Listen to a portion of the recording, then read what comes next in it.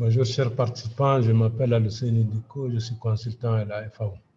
Donc j'ai l'honneur de vous présenter les conventions locales comme bonne pratique de gestion des ressources naturelles.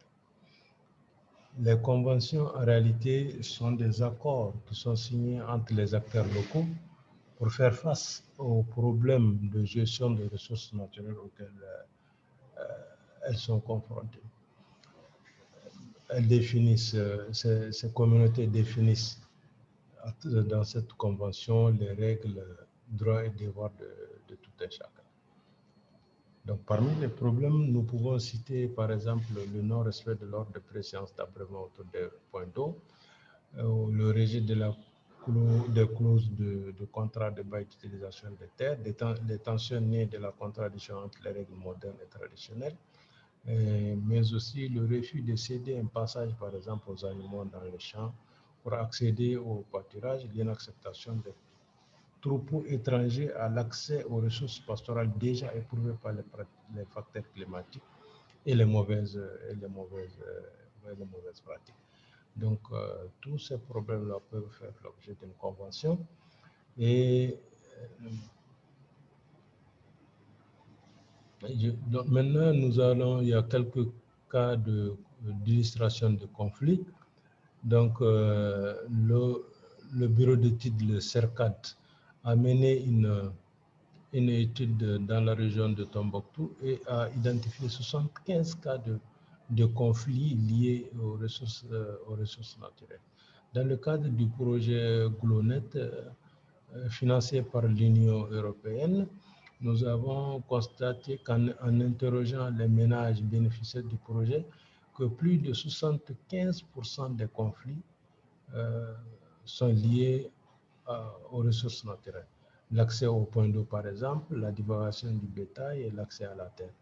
Donc, cela montre réellement que les conflits liés aux ressources naturelles qui montrent réellement l'importance d'élaborer des conventions pour gérer les conflits liés aux ressources naturelles.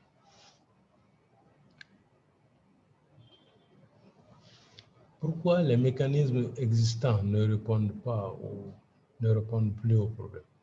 Donc, parmi les raisons, nous avons constaté l'affaiblissement des mécanismes traditionnels existants, c'est-à-dire la mise en cause, par exemple, de la légitimité des leaders, les conventions locales obsolètes et une justice défectueuse dans la résolution des conflits, le comportement individuel des exploitants, parce qu'il y a des exploitants, quelles que soient les clauses, ils ne respectent pas.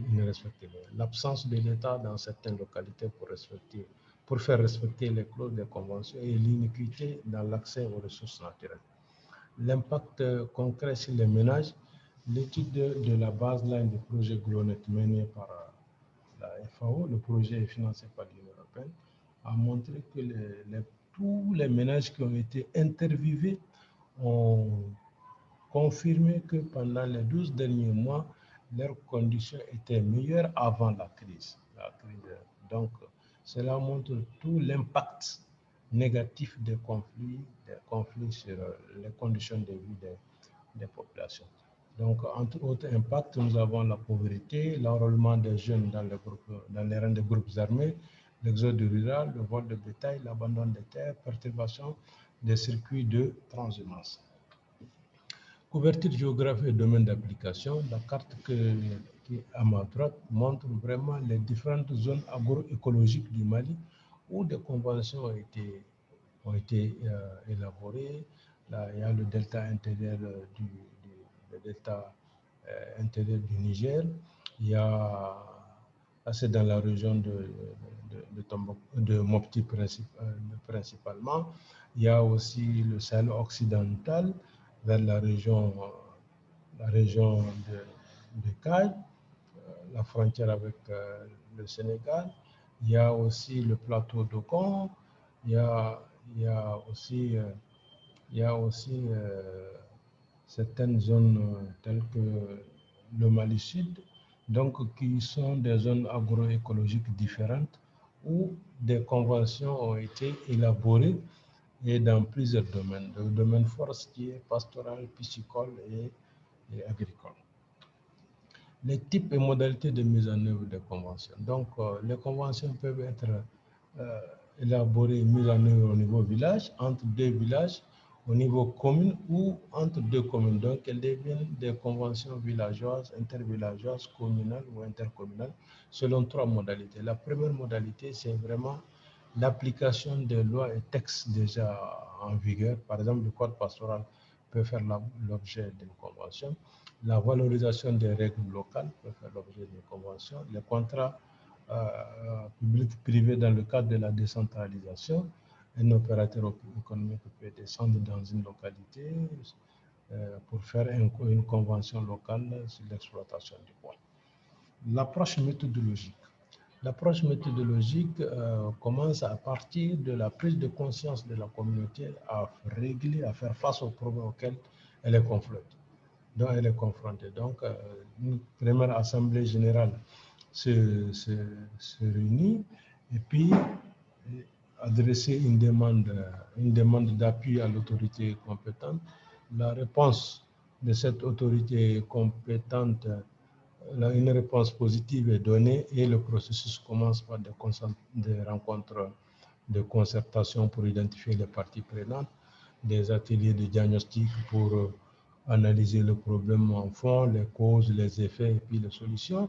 Ensuite, l'étape de l'élaboration de la convention sous forme de document qui définit les règles, les droits et devoirs de tout un chacun.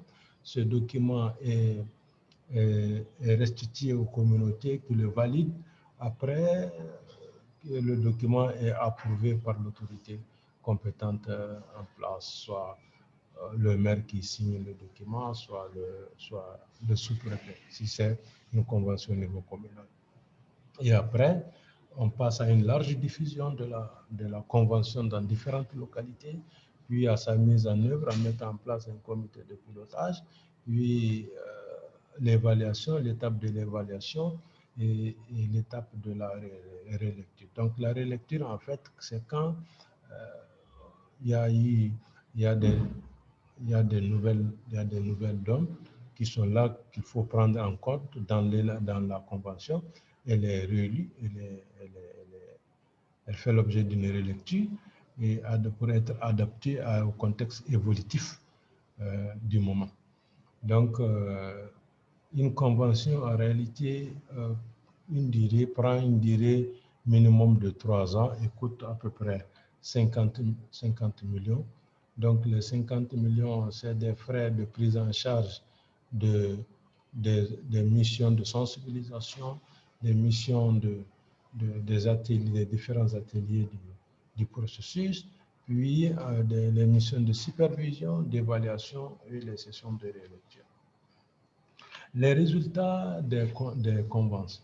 Donc, une étude menée par Early en 2014 dans la région de Sikasso sur deux cercles, Bogoni et Koutiala, a montré en réalité que les conventions ont eu un impact positif sur les ressources. Elles ont amélioré les ressources naturelles, réduit les conflits, amélioré l'investissement et la cohésion sociale.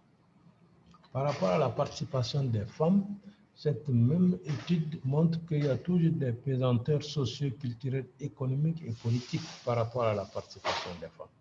Donc l'étude révèle que 70% des personnes interviewées par rapport au niveau de connaissance des femmes pensent que les hommes ont une meilleure connaissance des conventions par rapport aux femmes. Donc, ce qui montre qu'il y a toujours des problèmes, des pesanteurs sociaux, culturels, économiques et politiques qui pèsent sur la participation des femmes. Mais malgré cette faible participation, les femmes ont quand même négocié et obtenu des accords pour résoudre les problèmes. C'est le cas du conflit arabe et commerçant comptable dans le Tilemsi. Le Tilemsi, c'est le Grand Nord où les femmes ont contribué, ont participé et obtenu un accord signé le 20 avril 2003 à Gao entre les deux tendances.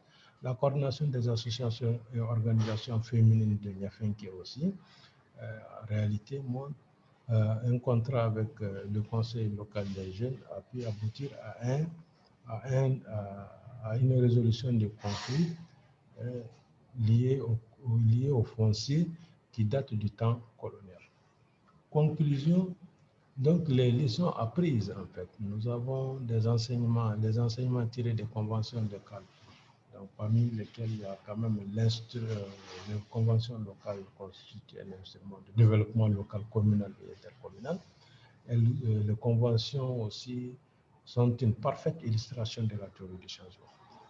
Si, par exemple, les populations appliquent correctement les clauses d'une convention liée, par exemple, à la prévention des conflits, donc si les populations appliquent ces clauses, alors la paix